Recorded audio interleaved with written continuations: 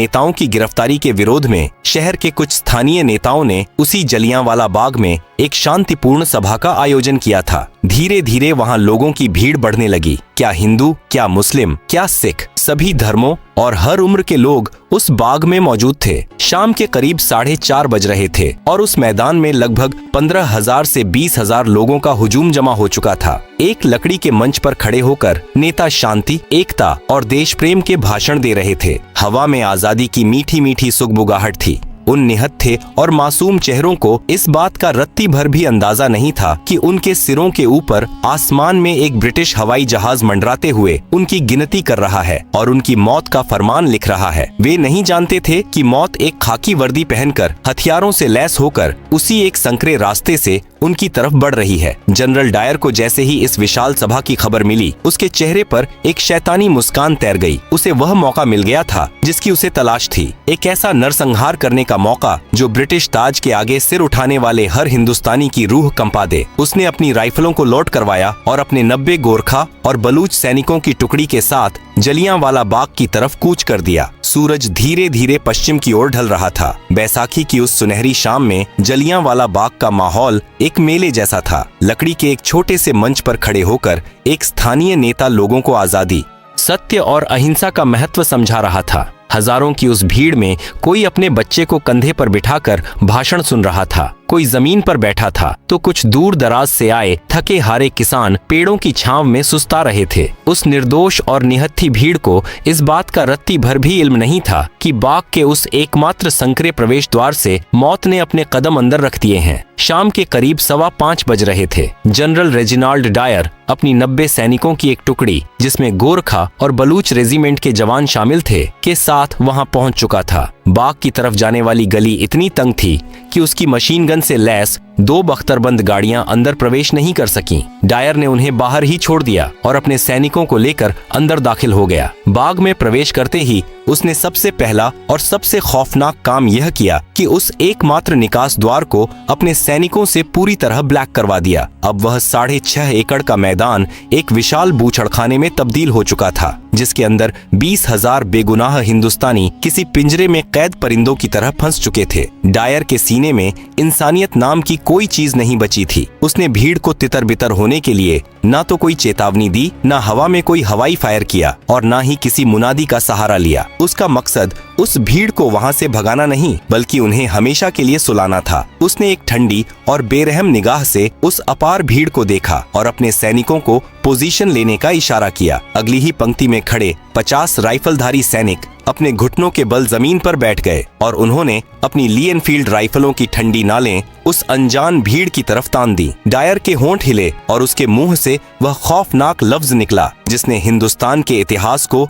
लहूलुहान कर दिया। फायर! फायर का आदेश गूंजते ही जलियांवाला बाग गोलियों की गगनभेदी गड़गड़ाहट से दहल उठा। हवा को चीरती हुई शीशे की गर्म गोलियां सीधे हिंदुस्तानियों के सीनों में ढंसने लगीं। जो लोग कुछ सेकंड पहले तक शांति से बैठे थे, वे अचानक खून से लथपथ होकर जमीन पर गिरने लगे। कुछ ही पलों में उस बाग में एक ऐसा हाहाकार मच गया जिसकी कल्पना नरक में भी नहीं की जा सकती। लोग अपनी जान बचाने के लिए पागलों की तरह इधर उधर भागने लगे, लेकिन निकास द्वार पर तो खुद मौत बंदूक ताने खड़ी थी। डायर एक पत्थर की मूरत की तरह खड़ा यह खूनी खेल देख रहा था। यह सिर्फ एक अंधाधुंध गोलीबारी नहीं थी, बल्कि एक सोची समझी दरिंदगी थी। डायर जानबूझकर अपने सैनिकों को निर्देश दे रहा था कि गोलियां उस तरफ चलाई जाएं जहां भीड़ सबसे ज्यादा घनी है। जो लोग अपनी जान बचाने के लिए बाग की 10 फीट ऊंची पक्की दीवारों पर चढ़ने की कोशिश कर रहे थे, डायर के सैनिक उन्हें चुन चुनकर अपना निशाना बना रहे थे। दीवार फांदने की कोशिश करते युवा गोलियों का शिकार होकर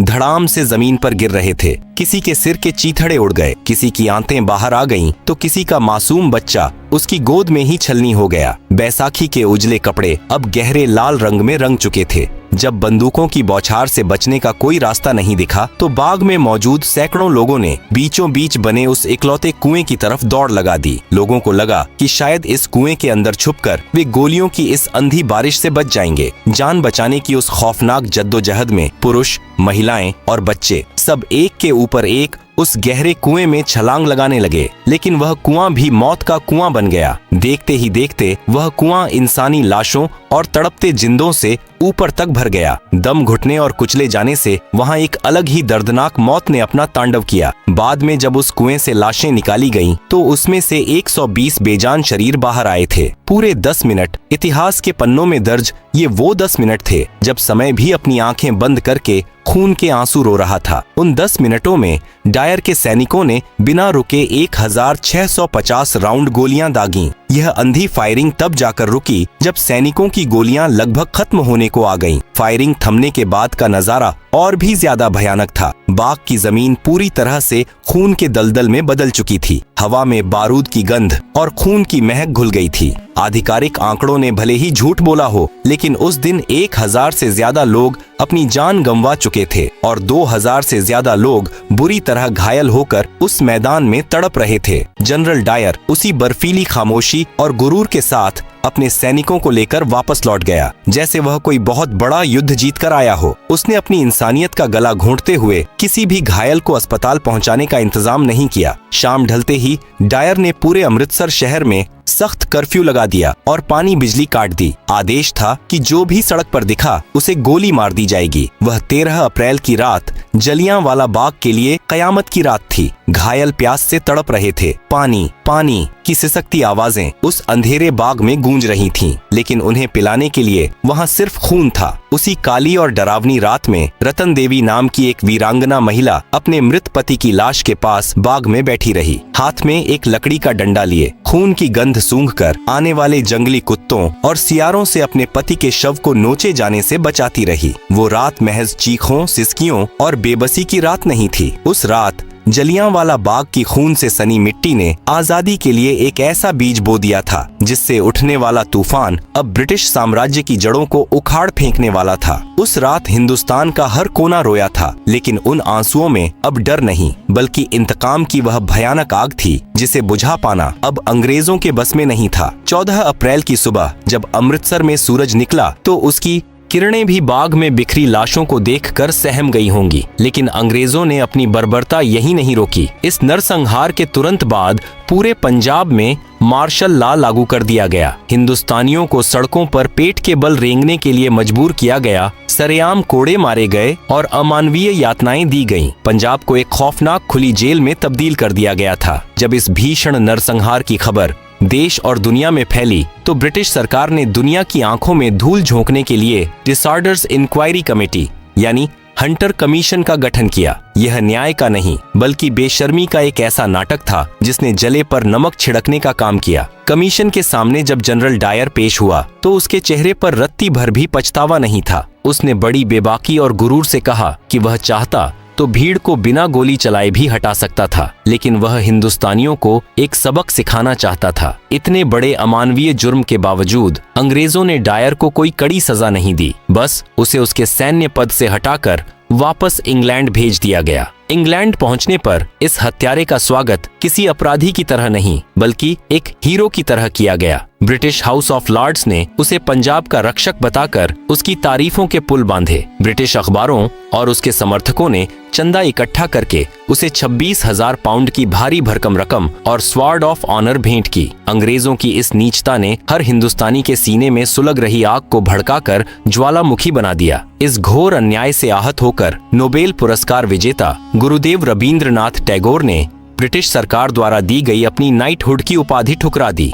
उन्होंने वायसराय को लिखे एक कड़े पत्र में कहा कि अब समय आ गया है जब सम्मान के ये तमगे हमारे अपमान के संदर्भ में हमारी शर्म को और बढ़ा देते हैं। उधर महात्मा गांधी ने भी अंग्रेजों से मिले कैसर ए हिंद पदक को वापस लौटा दिया। अब आजादी की लड़ाई केवल अधिकारों की मांग नहीं रह गई थी, यह अब आर पार की जंग बन चुकी थी। जलियांवाला बाग की इस खून से सनी मिट्टी ने भारत को ऐसे 2 वीर सपूत दिए जिनकी गूंज से ब्रिटिश साम्राज्य की जड़ें हमेशा के लिए हिलने वाली थीं। जब इस नरसंहार की खबर लाहौर के पास स्थित एक स्कूल में पहुंची तो वहां पढ़ने वाला एक 12 साल का लड़का स्कूल छोड़कर सीधा अमृतसर की तरफ भाग खड़ा हुआ। वह बच्चा कोई और नहीं बल्कि भविष्य के शहीद-ए-आज़म भगत सिंह थे। उस छोटे से बच्चे ने जलियांवाला बाग पहुंचकर वहाँ की लाल मिट्टी को अपने मासूम हाथों में उठाया, उसे एक कांच की शीशी में भरा और कसम खाई कि वह अपने देश को इन जालिमों के चंगुल से आजाद कराकर ही दम लेगा। वह शीशी भगत सिंह के लिए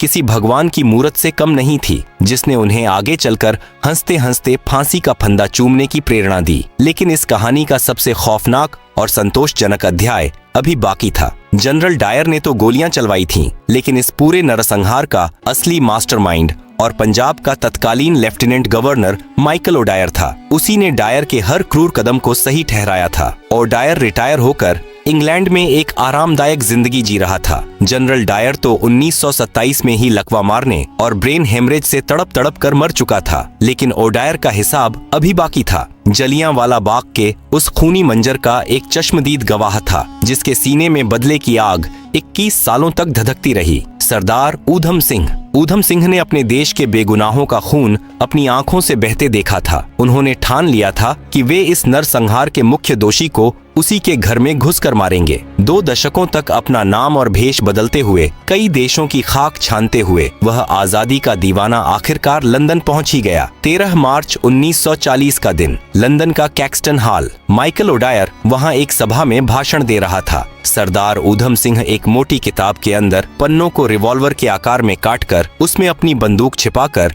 उस हाल में दाखिल हो चुके थे। जैसे ही सभा खत्म हुई और ओडायर अपनी कुर्सी से उठा, ऊधम सिंह ने अपनी रिवॉल्वर निकाली और सीधा उस शैतान की तरफ तान दी। धाएं धाएं। लंदन के उस हाल में गूंजी उन गोलियों की आवाज असल में 13 अप्रैल 1919 को जलियांवाला बाग में चीखने वाले उन हजारों बेगुनाहों की आवाज थी। ओडायर वहीं जमीन पर ढेर हो गया। 21 साल लंबा इंतजार खत्म हुआ। ऊधम सिंह वहां से भागे नहीं, बल्कि सीना तानकर खड़े रहे और गर्व से अपनी गिरफ्तारी दी। उन्होंने पूरी दुनिया को यह खौफनाक पैगाम दे दिया कि हिंदुस्तानी अपने बेगुनाहों का बहा एक एक कतरा खून कभी नहीं भूलते। उन्हें 31 जुलाई 1940 को लंदन के पेंटनविले जेल में फांसी दे दी गई और वे अमर हो गए। जलियांवाला बाग का वह 6.5 एकड़ का मैदान आज भी एक मूक गवाह बनकर खड़ा है। वहां की दीवारों पर बने गोलियों के वो सुराख आज भी चीख चीख कर उस दिन की दरिंदगी की गवाही देते हैं। यह शहादत व्यर्थ नहीं गई। इसी खून ने पूरे देश को एक सूत्र में पिरोया और 1947 में